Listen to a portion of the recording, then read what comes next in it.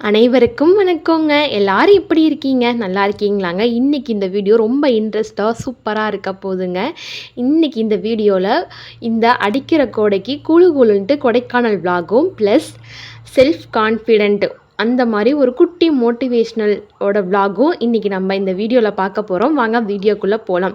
சாயந்தரம் போல் தம்பி ஸ்கூலில் ஒரு 4 மணிக்கு ஒரு குட்டி மீட்டிங் அரேஞ்ச் பண்ணியிருந்தாங்க. ஏன்னா தம்பி வந்து இப்போ 5th முடிச்சிட்டாங்களாங்க, அடுத்த 6th போகிறாங்களா. இப்போ உள்ள எஜுகேஷன் நாலேஜ் வந்து மெட்ரிகுலேஷனை தாண்டி சிபிஎஸ்சியை தாண்டி இன்டர்கிரேட்டிவ் கோர்ஸ் அப்படிங்கிற மாதிரி ஒன்று அறிமுகப்படுத்தியிருக்கிறதா சொல்கிறாங்க. எனக்கு தெரிஞ்ச இன்டர்கிரேட்டிவ் கோர்ஸுங்கிறது வந்து ப்ராப்ளத்தை உள்ளேருந்து ரிவல்ஸ் பண்ணி அதை உள்ளே இருந்து எப்படி சால்வ் பண்ணுறது அப்படின்னு நினைக்கிறேன்.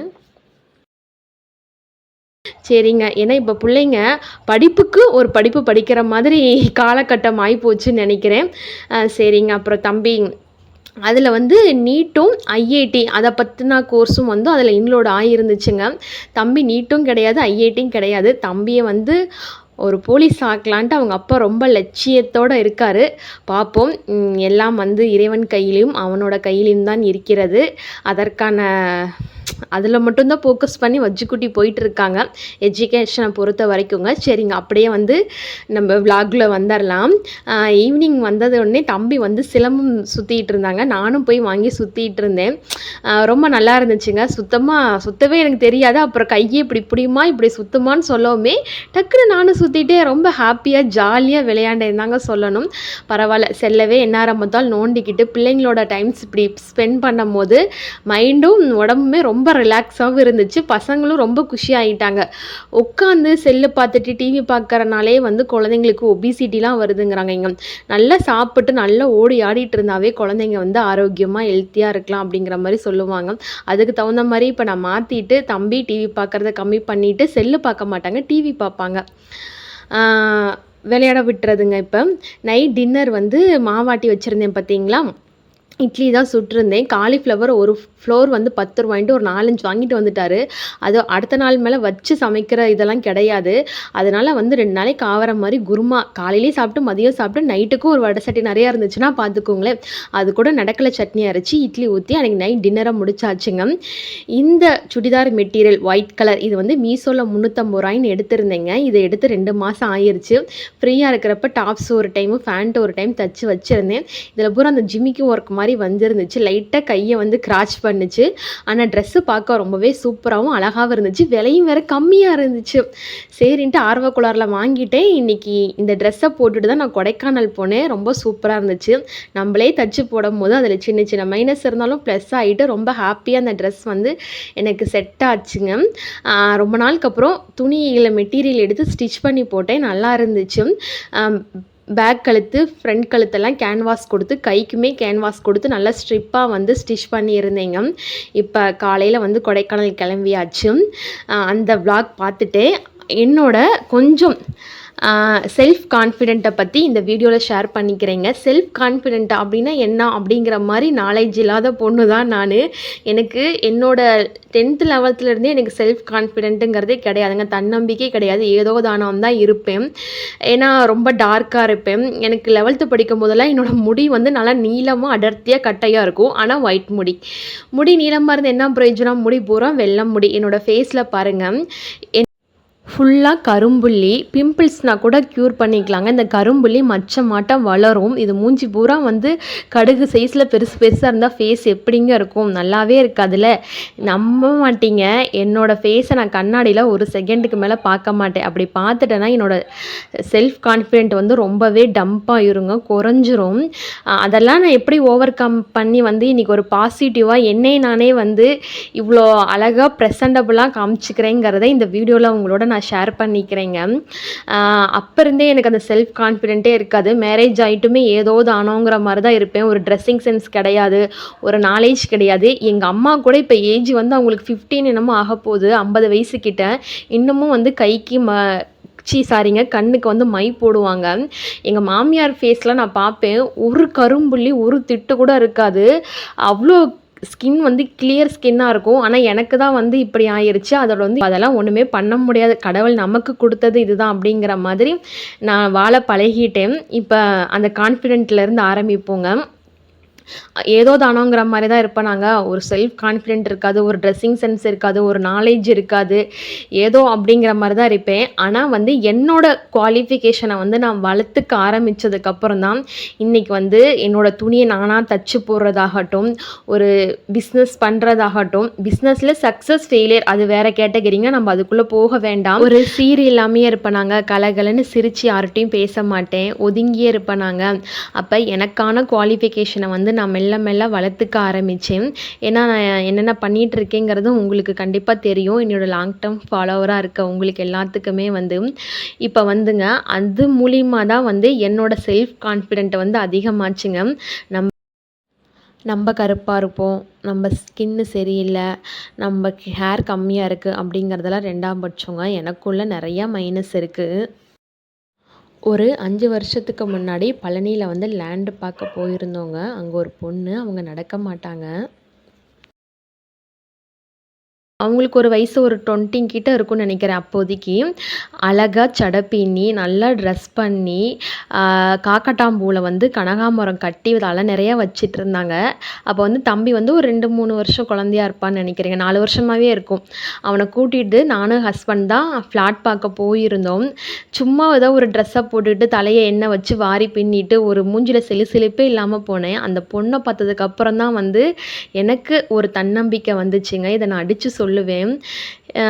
நமக்கு ஏன் இவ்வளோ நம்ம தாழ்வு மனப்பான்மையை நம்மளே நினச்சிக்கிறோம். அந்த பொண்ணு எவ்வளோ கான்ஃபிடென்ட்டாக நீட்டாக ட்ரெஸ் பண்ணி மூஞ்சியில் எவ்வளோ ஒரு செழிப்போடு இருக்குது. நம்ம பாரு எவ்வளோ கவலை பிடிச்சி போய் கிடக்குறோன்னு அந்த பாப்பாட்ட இருந்து அன்றைக்கி நான் கற்றுக்கிட்ட விஷயம் தாங்க அது. நம்மள்ட்ட வந்து என்ன இல்லையோ அதை நினச்சி புலம்பாமல் என்ன கடவுள் கொடுத்துருக்காரோ அதை நினச்சி நம்ம வாழ பழகிக்கணுங்கிறத அந்த பொண்ணுகிட்ட இருந்து நான் கற்றுக்கிட்டேங்க. எங்கள் வீட்லேயே நான் அடிக்கடி புலம்புவேன், உனக்கு அது சரியில்லை இது சரியில்லைங்கிறிய, அது இல்லாமல் எவ்வளோ விஷயங்கள் உன்கிட்ட இருக்குது நல்லதா, அதையே நீ நினச்சி சந்தோஷப்பட்டுக்க மாட்டேங்கிற. எனக்கு ஃபேஸ் ஃபுல்லாக இப்படி போயிடுச்சு, எனக்கு உடம்பு பூரா தேம்பலாயிருச்சு, எனக்கு இப்போவே ஒயிட் முடி வந்துருச்சு, நீ ஏன் அதை புலம்புற? அதை விட உன்கிட்ட எவ்வளவோ ப்ளஸ் பாயிண்ட் இருக்குது. அதை நினச்சி நீ அந்த மைனஸை வந்து அதவே நினச்சி புலம்பாத. இப்போ வந்து நான் ரொம்ப நாளாக வந்துங்க நமக்கு இப்படி இருக்குது இப்படி இருக்குன்னு நினச்சி ரொம்ப ஸ்ட்ரெஸ் ஆகாமல் கவலைப்பட்டாவே அது இன்னும் எச்சாதான் ஆகும். வாழ்கிற வாழ்க்கையில் நிம்மதியே இல்லாமல் போயிருங்கிறத இப்போ நான் ரீசெண்ட் டைமாக கற்றுக்கிட்டேங்க. இப்போ வந்து அவங்களுக்கு அப்படி இருக்குது, நம்ம ஏன் இப்படி இல்லை அப்படின்னு நினச்சிட்டா அந்த இடத்துல நம்ம வீக் ஆயிடுவோங்க. நான் வீக் ஆயிடுவேன். அதனால் வந்து அந்த சிந்தனைக்கே வந்து நான் இடம் கொடுக்கறது கிடையாது. அதனால தான் என்னோடய ஃபேஸை வந்து ஒரு செகண்டுக்கு மேலே நான் கண்ணாடியில் பார்க்க மாட்டேன். என்னோட மனசுக்குள்ளே என்னோடய உருவத்தை வந்து நான் வரைஞ்சி வச்சுருக்கேங்க. உண்மையாலுமே நான் ரொம்ப நல்ல பொண்ணு தான். ஏன்னா நம்ம வந்து நம்மளால் என்ன பண்ண முடியும், அதை வந்து அழகுபடுத்துவோம். நமக்கு என்ன வருமோ அதை தெளிவுபடுத்துவோம். அதன் மூலிமா நம்ம வளருவோம், அது மூலிமா நம்ம மெருகேற்றுவோம். ஒரு வேலையை ரசித்து நம்ம விரும்பி பண்ணும் போது நம்ம கொஞ்சம் மெருகு ஆகுவோங்க. என்ன தான் வந்து நம்ம ஃபேஸ் எப்படி இருக்கிறதுங்கிறது 2ஆம் பட்சம் தான். நம்ம உள்ளத்துலேயும் நம்ம செய்கிற வேலையிலையும் ஒரு திருப்தி ஒரு சந்தோஷம் இருந்தால் கூடுதல் அழகு கண்டிப்பாக கிடைக்குங்க. எக்ஸ்பீரியன்ஸ் பண்ணி நான் அப்பப்போ பார்த்துருக்கேன். அதனால் வந்து நான் என் ஃபேஸ் இப்படி இருக்குங்கிறத கவலைப்பட்டதே கிடையாது. இப்போ இந்த ஃபேஸ்க்கு வந்து லேசர் வச்சு தான் எடுக்க முடியுன்ட்டாங்க. அதன் ட்ரீட்மெண்ட் அதுக்குள்ளே நம்ம போக வேண்டாங்க. இப்படி தான் இருக்குன்னா நம்ம அது தகுந்த மாதிரி அதை அட்ஜஸ்ட் பண்ணி அது கூட வாழ பழகிட்டோம்னா அந்த சின்ன சின்ன குறை கூட நமக்கு நிறையா குறையா தெரியாதுங்க. ஏன்னா நானா இவ்வளோ கான்ஃபிடெண்ட்டாக ட்ரெஸ் பண்ணி ஒரு சோசியல் மீடியாவில் வந்து இப்படி இருக்கேங்கிற போது என்னை நினச்சா எனக்கே ஆச்சரியமாக இருக்குங்க. அவ்வளோ ஒரு ஃபேஸை பார்த்தா எனக்கு ஒரு சுறுசுறுப்பே இருக்காது. ரொம்ப டல்லாக தான் இருப்பேன். இப்போ ஒரு 4 பேர் நிற்கிறாங்கன்னா அந்த 4 பேரும் கலகலான்னு பேசிகிட்டு இருப்பாங்க, நான் ஒதுங்கியே இருப்பேன். ஏன்னா கொஞ்சம் எனக்கு ஸ்லாங் பேச்சு தடுமாற்றம் அதுவும் ஒரு பக்கம் இருக்கும். அதனால் வந்துங்க அதெல்லாம் விட்டாச்சு. நம்ம யூனிக்காக இருப்போம். நம்ம வந்து ஒரு நான் இப்படிங்கிற மாதிரி ஒரு ஸ்டைலை உருவாக்குவோம் அப்படின்னு உருவாக்கினது தான் என்னோடய ஸ்டைலுங்க. இது ஸ்டைலுன்னு சொல்கிறதா இல்லை பார்க்குறவங்களுக்கு வந்து நான் சீன் போடுறேன் எப்படி தெரியுதோ இல்லையோ, சில மைனஸ் எல்லாம் மறைக்கிறதுக்காண்டி என்னை நானே ப்ளஸ் ஆக்கிட்டேங்க. இந்த செல்ஃப் கான்ஃபிடென்ட்டு ஏதோ எனக்கு தெரிஞ்சதை நான் ஷேர் பண்ணியிருக்கேன். நான் எப்படிங்கிறத ஷேர் பண்ணியிருக்கேன். உங்களுக்கு பிடிச்சிருந்தா மறக்காமல் லைக் பண்ணுங்கள். என்னடா சுற்றி பேக்ரவுண்டு கொடைக்கானல் மாதிரியே இருக்கே அப்படிங்கிற மாதிரி நீங்கள் நினச்சிருப்பீங்க. பாதி தூரம் நம்ம வந்தாச்சு. ஆமாங்க. கொடைக்கானல் தான் வந்திருக்கோம். நானும் அவரும் மட்டும் தனியா தான் வந்திருக்கோம். ரொம்ப ஸ்பெஷலா இருந்துச்சு. ஆனா ஸ்பெஷல் டேலாம் ஒண்ணும் கிடையாதுங்க. நாங்க ஃபுல்லா அரேஞ்ச் மேரேஜ் தாங்க. ஆ ஃபர்ஸ்ட்டு என்கேஜ்மெண்ட் அப்போ அவர பார்த்தேன். அதுக்கப்புறம் மேரேஜ் ஆகறதுக்கு தாலி கட்டுறதுக்கு முன்னாடி தான் அவர பார்த்தேன். அந்த அளவுக்கு வந்து எங்களுக்குள்ள ஒரு பழக்கவழக்கம் எதுவும் கிடையாது. ஃபோன்ல மட்டும் பேசிட்டு இருந்தோம். ஃபுல்லா அரேஞ்ச் மேரேஜ் தான். சொந்தமும் கிடையாது. அவங்க வேற ஊரு, நான் வேற ஊரு. அதனால வந்து எங்களுக்கு மேரேஜ் ஆயிட்டு, எங்களுக்கான லைஃப் வந்து நாங்க வாழ தவறிட்டோம். ஆ அது தம்பி வந்து 1 இயர்லயே பொறந்துட்டான். அப்புறம் குழந்தைங்க, வீட்டு பிரச்சனை, அதுக்கப்புறம் ஒரு நிலையான இடம் இல்ல, குடும்பத்தில பிரச்சனை அப்படிங்கிற மாரி கடந்து வந்துட்டோம். இப்ப தம்பி வளர்ந்து அவன் ஒரு ஸ்கூல் போற ஸ்டேஜ் வந்துட்டானாங்க. இப்ப தான் இது மாரி நானும் ஹஸ்பண்டு தனியா எங்கேயாச்சும் போய் எங்களுக்கான ஒரு மீட்டப் டைம வந்து உருவாக்கிக்கிறோம். இல்லாட்டி வந்து குழந்தைய தாட்டி விட்டுட்டு அந்த வெளியில வந்து இந்த அங்க போறது, இங்க போற வேலையில எங்க லைஃப்ல நடந்தது இல்ல. அந்த சூழல நாங்க ஏற்படுத்திக்கிட்டதும் இல்ல. ஆ இதுதான் ஃபர்ஸ்ட் டைம். இல்லாட்டி மிஞ்சி போனா ஒரு 2வது டைம், 3வது டைம் நடந்திருக்குங்க. ஏன்னா எப்பவுமே வந்து எங்க போனாலும் வஜ்ஜுக்குட்டி, வஜ்ஜுக்குட்டி, வஜ்ஜுக்குட்டி. அவன் இல்லாத ஒரு நேரத்த வந்து எங்களுக்கு நாங்க ஒதுக்குனதே லைஃப்ல கிடையாது. இப்ப வந்து நமக்காக நம்ப வாழுவோம். குழந்தைங்களுக்காக நம்ம வாழுவோங்க. கணவன் மனைவி உறவுக்குள்ள அவங்களுக்காண்டி ஒரு மீட்டப் டைமு கொஞ்சம் மனசு விட்டு பேசினா கொஞ்சம் ரிலாக்ஸா இருக்கும். அ ஏன்னா வந்து வாழப்போற வாழ்க்கை வந்து எப்ப வந்து எண்ட் ஆகும்னே சொல்ல முடியாதுங்க. அ இருக்கிற வரைக்கும் அன்னைக்கு அந்த நாள வந்து ஹாப்பியா வரவேத்துட்டு, ஹாப்பியா முடிஞ்சா போதும். அதுக்கு டெய்லியும் வந்து நம்ம இது மாரிலாம் போயிட்டுருக்க முடியாது. என்னைக்காச்சும் ஒரு நாளைக்கு இப்படி ஒரு வாய்ப்பு கிடைச்சிச்சுன்னா, கண்டிப்பா வந்து அத நான்லாம் மிஸ் பண்ணவே மாட்டேங்க. எனக்கு வந்து என்னங்க எனக்கு அந்த புடவ வாங்கி தாங்க, நகை வாங்கி தாங்கலாம் கேட்க மாட்டோம். ஒருத்தவங்களுக்கு ஒண்ணு மேல ஆசைங்க. எனக்கு வந்து வீட்டுக்காரோட இது மாரி ஒரு ட்ராவல் பிடிச்ச இடத்துக்கு போனா போதுங்க. அதுவே எனக்கு வந்து அவ்ளோ ஹாப்பியா, அவ்ளோ சந்தோஷமா இருக்கும். கொடைக்கானல பாருங்க, இந்த அடிக்கிற கோடை வெயிலுக்கு ஜில்லுன்னு கொடைக்கானலு வீடியோ சூப்பரா எடுத்திருக்கேன். கண்டிப்பா அப்படிதான் எடுத்திருக்கேன்னு நெனைக்கிறேன். இந்த மாரி அங்கலாம் எடுத்ததே இல்ல. நல்ல பனிமூட்டம், குளு குளுன்ட்டு சூப்பரா இருக்கு. சரிங்க, இப்ப வந்து முக்கியமான விஷயத்துக்கு வந்துருவோம். ஆ இன்னைக்கு வந்து நானும் அவரும் மட்டும் தான் கிளம்பி வந்தோம். தம்பிய ஸ்கூல் தாட்டி விட்டுட்டு, ரொம்ப ரிலாக்ஸா அன்னைக்கு டே வந்து ரொம்ப மனசு விட்டு நெறையா பேசணும். என்னோட விஷயத்த ஃபெயிலியர பத்தி அவர்ட்ட நான் ரொம்ப ஷேர் பண்ணிட்டு இருந்தேன். "சின்ன பிள்ளையாட்டம் இருக்காதடி, கொஞ்சம் பொறுப்பா இரு. பையன் வளர்ந்துட்டு இருக்கான்." அப்படிங்கிற மாரி அவர் 2 அட்வைஸ் பண்ணாரு. நான் என்னங்க பண்றது? எனக்கு நடக்கிறது பூரா எல்லாம் இப்படியே நடக்குது அப்படிங்கிற மாரி நான் கொஞ்சம் அவர்ட்ட புலம்பிட்டு இருந்தேன். இந்த மாரி இருக்கும்போது நமக்குள்ள ஒரு பாண்டிங் வந்து ரொம்ப ஸ்ட்ராங்கா இருக்குங்க. ஏன்னா வந்து அரேஞ்ச் மேரேஜுங்கும்போது அதில ஏகப்பட்ட பிரச்சனை வரும். ஏன்னா ஸ்லாங்ல இருந்து, பழக்கவழக்கத்துல இருந்து புரிஞ்சுக்கிறதுக்கு ரொம்ப ரொம்ப டைம் ஆகும். ஃபஸ்ட்டு மேரேஜ் ஆகி அவர் பைக்கில் வந்து என்னைய கூட்டிகிட்டு போன இடம் ஹாஸ்பிட்டலு. மேரேஜ் ஆன உடனே எனக்கு வந்து ஃபீவர் வந்துருச்சுங்க. நாங்கள் சேர்ந்து போன இடம் ஹாஸ்பிட்டலு. அத விட்டா வேற எங்கேயுமே வந்து எங்களுக்கான ஒரு சூழல வந்து நாங்க உருவாக்கிக்கிட்டதே கிடையாது. அதெல்லாம் ரொம்ப ரொம்ப கம்மி. இப்ப தான் இந்த ஒரு 2, 3 தடவ தான் வந்து இது மாரி ஒரு வாய்ப்பு கிடைச்சிருக்குங்க. ஆ மிஸ் பண்ண வாழ்க்கைய வந்து நம்ப வாழலாம். இப்படி வந்து நம்ம வாழ முடியலையேன்னு நெனச்சு ஃபீல் பண்றதோட, வர காலங்கள்ல நமக்கு ஏத்த மாரி நம்ம வாழ்க்கைய வந்து அமைச்சுக்குவோம். நமக்கு கொஞ்சம் டைம் ஒதுக்கி நம்ம வந்து ஸ்பெண்ட் பண்ணி கொஞ்சம் இது பண்ணுவோம் அப்படிங்கிற மாரி ஒரு முடிவெடுத்து, ஒரு அவுட்டிங் மாரி வந்தோம். வூட்டுக்காரோட வரம்போது, நம்ம கையாலே தச்சு அந்த ட்ரெஸ்ஸ போட்டு வரும்போது, அன்னைக்கு டே வந்து எனக்கு ஏதோ ஸ்பெஷல் கல்யாண நாள் பர்த்டே மாரி தான் இருந்துச்சு. ஆனா அது கிடையாது. அது இருந்தா மட்டும் தான் ஹாப்பியா இருக்க முடியுமா? டைம் கிடைக்கிறப்ப ஹாப்பியா இருந்துக்கலாம் அப்படிங்கிற மாரி தான் தோணுச்சு. மேம்பள்ளத்துக்கிட்ட வந்தாச்சுங்க. ஃபேவரட் ஸ்பாட் எல்லாத்துக்குமே கொடைக்கானல் வந்தா இது ஃபேவரட் ஸ்பாட்டா தான் இருக்கும். ஒரு போண்டா வந்து ஆளுக்கு பாதி சாப்பிட்டுட்டு, அப்புறம் நான் ஒரு டீ, அவர் ஒரு லெமன் டீ குடிச்சாரு. அங்க பாருங்க என் ஃபேஸ்ல 1000 வால்ஸ் எரியுது. ஏன்னா காலையில அவங்க விட்டுட்டு வேலைக்கு போறாங்க, சாயந்தரம் வராங்க. வீட்டுக்குள்ளேயே இருக்கிறோம். கொஞ்சம் தனிமையா தான் இருக்கேன். ஏன்னா நம்மள சுத்தி காடு தான் இருக்கு. வீடு எதுவும் கிடையாது. அப்படியே வீடு இருந்தாலும் நான் யார்கிட்டயும் அதிகமா உட்காந்து இந்த நியாயம் பேசுறதெல்லாம் கிடையவே கிடையாதுங்க. நான் உண்டு, என் வேலை உண்டுன்னு எப்பவுமே நான் இருப்பேன். யார பத்தி யார்ட்டயும் இந்த புரணி பேசுறதோ, யார பத்தி யாரையும் குறை பேசுறதோ, அப்படி இருக்கிறனாலே என்னமோ தெரியலைங்க, எனக்கு எங்கேயுமே வந்து யாருமே செட் ஆகவே மாட்டாங்க. எப்பவுமே வந்து தனி மரமாவே இருந்து பழகிட்டேன். அப்படி இருக்க நேரத்தில இத பண்ணலாமா, அத பண்ணலாமா அப்படின்னு இழுத்து உள்ள விட்டது தான் இப்ப நான் வச்சு பார்த்துட்டு இருக்கிற வேலைகள் கொஞ்சம். கொடைக்கானல் ரொம்பவே அருமையா இருந்துச்சுங்க. ஒரு 3 டைம்ஸ் போயிருக்கோம். இது 4வது டைம் நினைக்கிறேன். நல்லா கிளைமேட்டு கீழே வெயில் போட்டு தாக்கிட்டு கிடந்துச்சு. ஆனால் மேலே வந்து குளு குளுன்ட்டு சூப்பராக இந்த கோடைக்கு வந்து நல்லா இதமா இருந்துச்சுங்க. ஃப்ரைடே அன்னைக்கு போனோம். ஓரளவுக்கு மீடியமான கும்பல் தான். நல்லா ஜாலியாக இருந்துச்சு. எங்களோட அரேஞ்சு மேரேஜ் ஸ்டோரி வந்து உங்களுக்கு ஷார்ட் அண்ட் ஸ்வீட்டாக ஷேர் பண்ணிக்கிறேங்க. எனக்கும் அவருக்கும் வந்து ஒரு 9 இயர்ஸ் வந்து டிஃப்ரெண்ட்டு. ஏணி வச்சா கூட எட்டாது. நிறையா விஷயங்கள் வந்து எங்கள் 2 பேத்துக்கு ஒத்தே போகாது. இது நான் நிறையா வீடியோவில் சொல்லியிருக்கேன். அப்படிப்பட்ட ஒருத்தவங்க வந்து சொந்த பந்தம் எதுவுமே கிடையாது. சக்ஸஸ்ஃபுல்லாக வந்து வந்ததே பெரிய விஷயம் தான். நான் கடவுள்கிட்ட நான் எப்போவுமே நான் வேண்டிக்குவேன். இல்லாட்டி நம்மளாம் எங்கேயோ எப்படியோ போயிருக்க வேண்டியவங்க இன்றைக்கி வந்து நம்ம 10 வருஷம் 11 வருஷம் வந்து நம்ம ஒன்று சேர்ந்து வாழ்ந்துட்டோம் அப்படின்னு நினைக்கும் போதே நமக்குலாம் நம்மளை நினச்சா பெருமையாக இருக்கு இல்லைங்க அப்படிங்கிற மாதிரி சொல்லுவேன். ஏன்னா தொட்ட 90க்கும் பிரச்சனை வரும், தொட்ட 90க்கும் சண்டை வரும். ஏன்னா வந்து எங்களுக்கான ஒரு மனசு விட்டு பேசுகிறதுக்கான வாய்ப்பு லைஃப்பில் வந்து கிடைச்சதே இல்லைங்க. எங்களோட பேக்ரவுண்டு மேரேஜு எப்படி இவ்வளோ தூரம் வந்துச்சுனாங்க, ரொம்ப ஃபேமிலி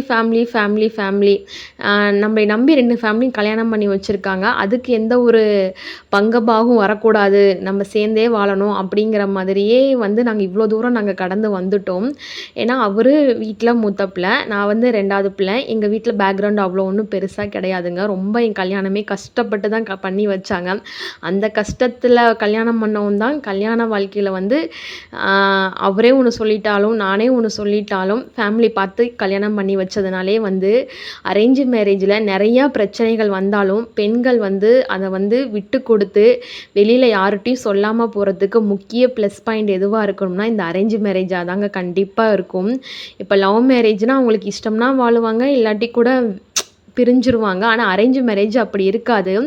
அவங்க வந்து நமக்காக வாழ்கிறாங்களோ இல்லையோ, நம்ம வீட்டு பெற்றோர்களுக்காக நம்மளை பார்த்து கல்யாணம் பண்ணி வச்ச பெரியவங்களுக்காக குடும்பத்துக்காண்டி அனுசரித்து வாழ்கிறதா என்னை கேட்டால் அரேஞ்சு மேரேஜில் 90% ஆஃப் பர்சன்டேஜில் வந்து ஃபேமிலி இருக்கும் நான் நினைக்கிறேங்க.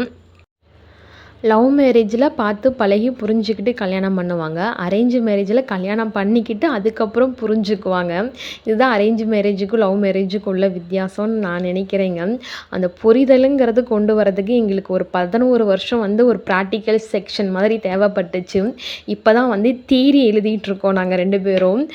ஏன்னா வந்துங்க தொட்டதுக்கெல்லாம் சின்ன சின்ன அண்டர்ஸ்டாண்டிங் வந்து எங்களுக்குள்ளே இருக்குங்க, இல்லாமலாம் கிடையாது. 100% பர்ஃபெக்ட் கப்புலான்னு கேட்டால் கண்டிப்பாக சத்தியமாக நான் இல்லைன்னு தான் சொல்லுவேன். ஆனால் வந்து புரிஞ்சுக்கிட்டோங்க. இப்போ வந்து என்ன தான் ஆனாலும் உனக்கு நீ தான் எனக்கு நான் தான் அப்படிங்கிற மாதிரி அந்த புரிதல் ஒன்று இருந்துட்டாவே நம்ம எவ்வளோ பிரச்சனை வந்தாலுமே அதை தட்டி எறிஞ்சிடலாம்.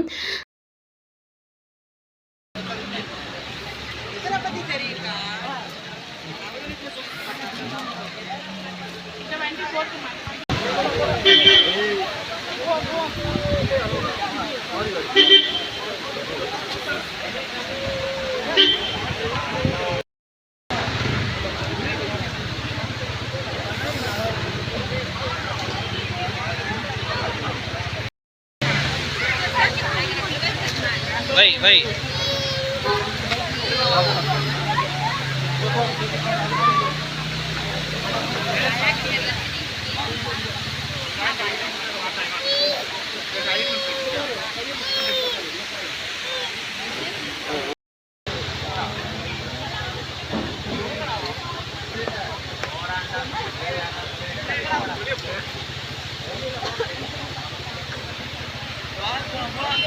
நல்லா போஸ் கொடு, ஃப்ரீயாக இருக்கிற ஒரு ஆளா.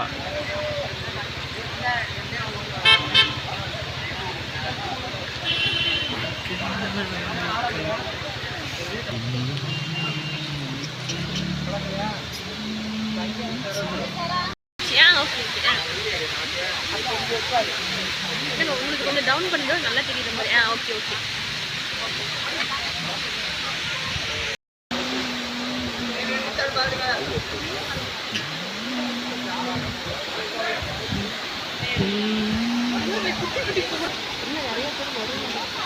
தண்ணி மேலே போட்டு நல்லா ஃப்ரீஸ் ஆகிடுவேன்.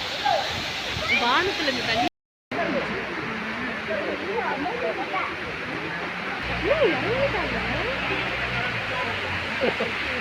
இப்படிங்க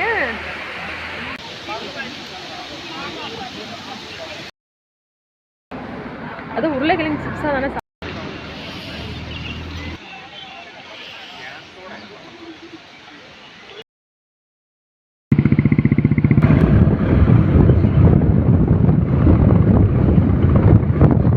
கொடைக்கானல் ஏங்க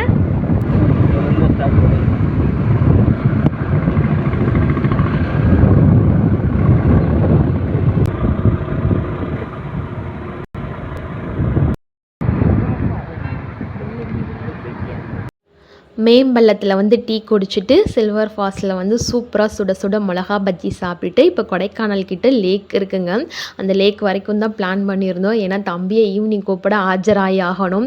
கொடைக்கானலுக்குள்ளே வண்டியை ஸ்டார்ட் பண்ணிக்கிட்டு அப்படியே சுற்றிக்கிட்டே இருக்கலாம். அவ்வளோ பிளேசஸ் இருக்குது. வண்டியில் சுற்றுறதே வந்து ஒரு ட்ரிப்பு மாதிரி தான் இருக்கும். இப்போ அந்த லேக்கை மட்டும் அப்படியே ஒரு ரவுண்ட் அடிச்சுட்டு அந்த லேக்கை பார்த்துக்கிட்டே ரொம்ப ஹாப்பியாக இருந்துச்சு. அப்படியே அந்த ஒரு இடத்துல ஃப்ரீயாக இருந்துச்சாங்க. அப்படியே அங்கே ஒரு பட்டறையை போட்டு ஒரு 10 நிமிஷம் பேசிகிட்டு இருந்தோம். ரொம்ப ரிலாக்ஸாக அன்றைக்கி டே வந்து சூப்பராக போச்சு. இதெல்லாம் வாழ்க்கையில் எங்களுக்கு 10 வருஷத்துக்கு முன்னாடி நடக்க வேண்டியதெல்லாம் இப்போ நடக்குது. எனக்கே வந்து கொஞ்சம் ஓவராக தான் இருந்துச்சு. புது ட்ரெஸ்லாம் போட்டுட்டு இப்படி புது பொன் கணவன் மனைவி மாதிரிலாம் கிளம்பி வந்திருக்கோமே அப்படிங்கிற மாதிரி. சரி லைஃப்பில் நடக்காது, அது நடக்கும்போது நம்ம அதை என்ஜாய் பண்ணிக்கணும் அப்படிங்கிற மாதிரி எனக்கு நானே வந்து ஒரு அட்வைஸை கொடுத்துட்டு அன்றைக்கி டேயை வந்து நல்லா என்ஜாய் பண்ண ஆரம்பித்தேங்க. நாளை எப்படி கேரக்டர்னாங்க, ஐயோ இன்றைக்கி சிரிச்சிட்டோமே நாளைக்கு எச்சா அழுதுருவோமா அப்படிங்கிற மாதிரிலாம் நான் நினைக்கக்கூடிய கேரக்டரு. அதனால் அந்த சந்தோஷப்பட்டாலும் ஒரு எல்லை கூட இருக்குது, அதை தாண்டி நான் போகக்கூடாது. அதுக்கு மீறி போயிட்டுனா பின்விளைவுகள் சந்திக்கக்கூடிய அப்படிங்கிற மாதிரி எனக்கு மைண்ட் செட்டு தோணும். ஏன்னா நம்மளாம் வந்து உமன் ஆச்சே, அது இல்லாமல் வந்து ஹவுஸ் ஒய்ஃபு அந்த மாதிரிலாம் இருந்தால் சில பேர்லாம் இது மாதிரி ரொம்ப யோசிப்பாங்க. நானும் அப்படி தான் யோசிப்பேன். லேக்கை சுற்றி நல்ல கலர் கலராக கடைகள் இருந்துச்சு. நம்ம போய் வாங்க மாட்டோம், அதனால் நம்ம ஷாப்பிங் பண்ணலைங்க. எதுக்கு போயிட்டு விலையெல்லாம் கேட்டுக்கிட்டு அப்படின்னு. ஏன்னா அதெல்லாம் நான் யூஸ் பண்ணி பழக்கமும் கிடையாது. அதனால் அதெல்லாம் எதுவும் வாங்கலை. கலர் கலராக பலூனெல்லாம் வச்சுருந்தாங்க. அந்த லேக்கிட்ட ஒரு குட்டி பார்க் இருந்துச்சு, அது சில்ட்ரன்ஸ் பார்க்கு. சரி நான் வந்து தூரிலாம் ஆடலைங்க, சும்மா உட்காந்து வீடியோக்காண்டி ஒரு போஸ்ட் தான் கொடுத்தேன். ஏன்னா நான் எந்திரிச்சிட்டே எனக்கு நார்மலாகவே தூரி செட் ஆகாது. ஏன்னா வந்து எனக்கு கிறுகிறுன்னு வந்துடும். அப்படியே ரிலாக்ஸாக வந்து அந்த பார்க்கில் கொஞ்ச நேரம் உட்காந்து அப்படியே பேசிட்டு ரோஸ் செடிலாம் அப்படியே அங்கங்கே அனாமத்தாக முளைஞ்சிருக்குங்க. நம்மளாம் இங்கே வச்சு தண்ணி ஊற்றி பராமரிக்கிறோம். கொடைக்கானல் ஃபுல்லாகவே கலர் கலராக பூக்கள் தான் அப்படியே நிறைஞ்சிருந்துச்சு. அதெல்லாம் பார்க்கும்போது ரொம்ப சூப்பராக இருந்துச்சு. கரெக்டாக 1 மணிக்கு இந்த மேலே அந்த குட்டி அந்த வாட்டர் ஃபால்ஸை வந்து திறந்து விட்டாங்க. போட்டிங் போயிருந்துருக்கலாம், நல்லா சிங்கிள் போட்டிங்லாம் போனாங்க. ஆனால் டைம் ஆயிருங்கிறனால நாங்கள் போகலைங்க. அப்புறம் வந்து மதியம் லன்ச்சு டைம் ஆயிடுச்சு அப்படிங்கிறனால ஒரு கடைக்கு வந்து தலைவாழை இலையை போட்டு தண்ணி தொளிச்சு சாப்பிட்லான்னு பார்த்தா அவர் எனக்கு வேணான்ட்டார். சரி எனக்கு பசிக்குது வாங்கித்தாங்க அப்படின்னு சொல்லிட்டு லைட்டாக சாப்பிட்டு முடிச்சுட்டு வர வழியில் வந்து மெயினாக வந்து மலம்பூண்டு வாங்கலாம் அப்படின்ட்டு. இது வந்து மருத்துவ பயன்கள்லாம் நிறையா இருக்காங்க. சரி கொஞ்சம் தேவைப்படுதுங்கிறனால மலம்பூண்டு வாங்கிட்டு அப்படியே வந்து தம்பிக்கு வந்து கொடைக்கானலாகவே சாக்லேட் தானே இங்கே, அவன் சாக்லேட்லாம் சாப்பிட மாட்டான். இது மாதிரி ஏதாவது ஒன்று வாங்கி கொடுத்தா அவனுக்கு விருப்பப்பட்டா அப்பப்போ ஒன்று எடுத்து சாப்பிடுவான். சரி வெறும் கையோடு போனால் நல்லா இருக்காதுங்கிறனால சாக்லேட் ஒரு டப்பா வந்து 150 ரூபா. எல்லா சாக்லேட்டும் டார்க் ஒயிட் எல்லாம் கலந்து வச்சாங்க. அதையும் வாங்கிட்டு இப்போ கரெக்டாக அந்த மேம்பாலத்துக்கிட்ட நம்ம ட்ரிப்பு வந்து இங்கே முடிய போகுதுங்க. ஒரு டீயை குடிச்சிட்டு, ஏன்னா இன்றைக்கி ஒரு சீட் டே மாதிரி, இந்த நேரத்தில் வந்து நம்ம டயட்டு கேட்டு ஹெல்த் அதெல்லாம் எதுவும் பார்க்கக்கூடாது, ஹாப்பியாக சந்தோஷமாக இருந்துடணும் அப்படிங்கிற மாதிரி ஒரு மைண்ட் செட் பண்ணிவிட்டு ஓகேங்க. இந்த வீடியோ எப்படி இருந்துச்சுன்னு தெரில, ஃபஸ்ட் டைம் இப்படி மேக் பண்ணியிருக்கேன். இந்த வீடியோ உங்களுக்கு பிடிச்சிருந்தா மறக்காமல் லைக் ஷேர் சப்ஸ்கிரைப் கமெண்ட் பண்ணுங்கள். வீடியோ பிடிச்சிருந்தா மறக்காமல் ப்ளீஸ் லைக் பண்ணுங்கள். சப்ஸ்கிரைப் பண்ணாமே நிறைய பேர் பார்க்குறீங்க, ப்ளீஸ் எனக்காக சப்ஸ்கிரைப் பண்ணுங்கள் வீடியோ பிடிச்சா. நன்றி.